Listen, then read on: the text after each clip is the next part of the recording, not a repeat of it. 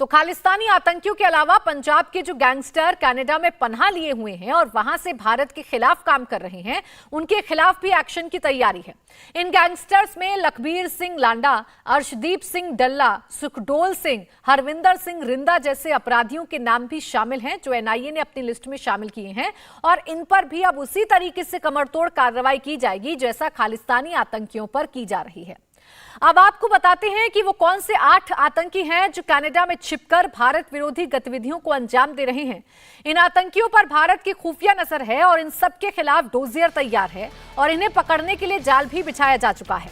List में सबसे पहला नाम है गोल्डी बराड़ का। इसके अलावा लखबीर सिंह संधू, अर्शदीप सिंह उर्फ अर्श डल्ला, सतवीर सिंह वारिंग, चरणजीत सिंह ढिल्लो और गुरपिंदर सिंह भी कनाडा में छिपे हैं। अब इन आतंकियों पर दिल्ली में बैठी एनआईए की टीम कोई एक्शन कर सकती है, यानी जितने भी देश विरोधी लोग हैं जो भारत को छोड़कर दूसरे देशों में जाकर छिपे हुए हैं, खासकर कनाडा उनकी सबसे ज्यादा सेफ पनाहगाह बन चुकी है, वहां पर भी एक एक को चिन्हित करके उन पर ये कार्रवाई की जा रही है ताकि खालिस्तानी सोच को और इन आतंकवादियों को खत्म किया जा सके। हमारे डिफेंस एडिटर मनीष प्रसाद हमारे साथ जुड़ गए हैं।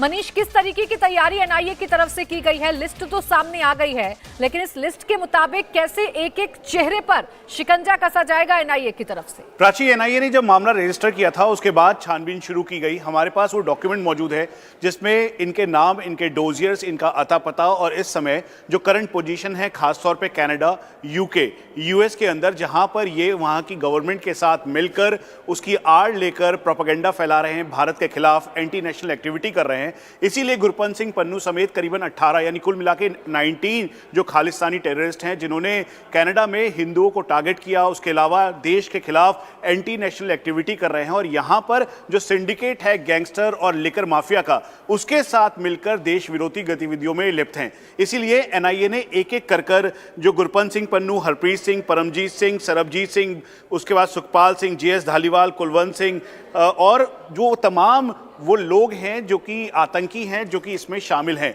इन सब की लिस्ट बना ली है। हम आपको ये भी बता दें कि पहली बार ऐसा हुआ है कि एनआईए ने 33/5 जो यूएपीए की धारा है उसके तहत मामला दर्ज किया है। साधारण शब्दों में आप समझें कि अगर ट्रायल है या फिर अगर कोई दोषी हो रहा है, कोर्ट ऑफ जस्टिस में उसकी कार्रवाई की जा रही है, तो उसकी प्रॉपर्टी को सीज करना शुरू कर दिया है। और सबसे पहले गुरपंत सिंह पन्नू की अमृतसर और चंडीगढ़ की प्रॉपर्टी को सीज किया गया है। उसके अलावा जो बाकी आतंकी हैं, जो खालिस्तानी सपोर्टर्स हैं, सिंपैथाइजर्स हैं, उनकी प्रॉपर्टी को भी अब सीज करने की कार्रवाई एनआईए के द्वारा की जा रही है। दूसरी बड़ी खबर है, एनआईए ने सोचे समझे तरीके से डोजियर तैयार किया है उन गैंगस्टर्स का जो कि कनाडा, यूके, यूएस और पाकिस्तान में बैठकर भारत के विरोध, भारत के खिलाफ एंटी नेशनल एक्टिविटी कर रहे हैं और यहां के लोकल गैंगस्टर्स या लड़कों को गुमराह कर रहे हैं।